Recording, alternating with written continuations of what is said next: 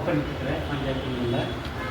என்னுடைய ஒர்க் என்னென்னா tax collection, தொழில் வரி, வீட்டு வரி, கடை இதெல்லாம் மொத்த வரிகளாக இருந்தாலும் ஓடணும், முடியணும், கலெக்ஷன் பண்ணணும், பேங்க் போடணும், பணம் கட்டணும், ரெஸ்ட்டே இருக்காது.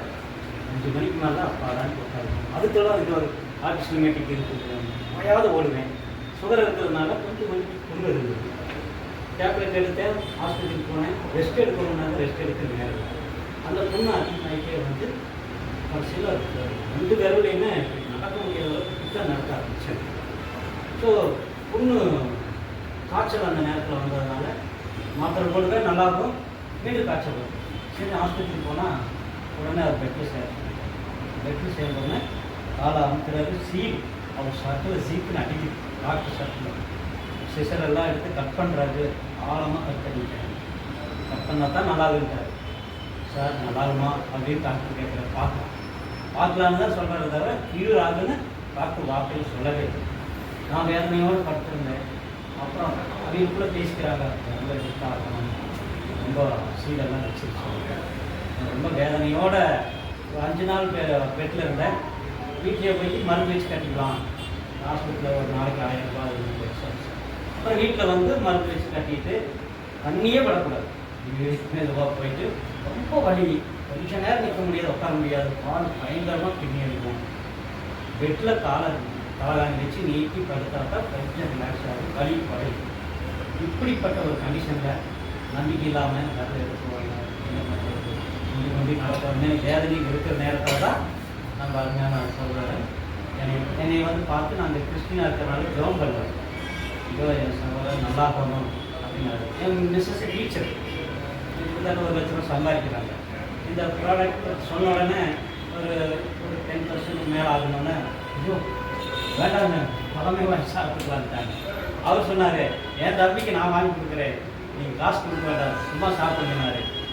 அப்புறம் வாங்கி இவ்வளோ காசு கொடுத்து வாங்கி குடிக்க ஆரம்பித்தேன். ஆனால் ஆக்சுவலாக சொல்கிறேன், ஒரு பாட்டில் குடிக்க வரைக்கும் எனக்கு அவ்வளோ ஒரு மாற்றம் தெரியும். 2வது பாட்டில் குடிக்க ஆரம்பித்தேன். தெம்பு, சுறுசுறுப்பு, அந்த ஃபீலிங் ஆகிடுச்சு. பார்த்தா எனக்கு இந்த காஞ்சி போகிறது. டெய்லி என் வீட்டுக்காரி கட்டு போடும்பொழுது செல் எடுத்து போட்டால் பிடிக்கும். அந்த புண்ணை பார்த்தீங்கன்னா நல்லாதுன்னு சான்ஸே கிடையாது. அந்த அளவுக்கு டாக்டர் கட்டுறாரு, அது மட்டும் ஆகும். அந்த மேலே பார்த்தீங்கன்னா அந்த மேலே இருக்கிறது அந்த எடுத்துகிறோங்கிற மாதிரி தான்.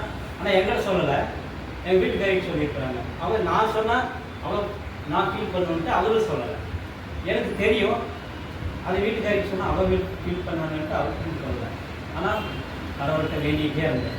அந்த நேரத்தில் சரியான நேரத்தில் கொஞ்சம் வந்து குடிங்க, நிச்சயமாக நல்லா இருந்தாங்க. எதுவுமே பேசலை, முதல்ல அது எனக்கு கொடுங்க அப்படின்னு சொல்லி வாங்கி குடிக்க ஆரம்பித்தேன். சுறுசுறுப்பாக, சுகருக்கு முன்னாடி எப்படி சுறுசுறுப்பாக இருந்தாலும் அந்த அளவுக்கு எனக்கு ஆக்டிவாக சுறுசுறுப்பாக இருக்கிற அளவுக்கு எனக்கு இந்த ப்ராடக்ட்டு நல்ல ஒரு ஹெல்ப்பாக இருந்தது. இப்போ அடிஷ்னலாக அந்த இது செமி கொஞ்சம் சாப்பிட சொன்னாருங்க, அதையும் இப்போ எடுத்துக்கிட்டேன். 4 பாட்டில் குடிச்சிட்டேன். நான் இதனுடைய சோர்வோ, டயர்டோ, கால் எரிச்சலோ இந்த மாதிரி எந்த இதுவும் இல்லை, நல்லா ஆரோக்கியமாக இருக்கிறேன். சுகருக்கு தெரியல. இன்னொரு ஸ்பெஷாலிட்டி என்னென்னா, முன்னாடி ஸ்வீட்டோ ஏதோ சாப்பிடும் பயந்துக்குவேன். இப்போ அதெல்லாம் டாக்டர் போய் பிளட்டெல்லாம் செக் பண்ணும்போது 150 கூட தான் இருக்குது. அதனால் 1-2 ஸ்வீட் எடுத்துக்கிறேன்.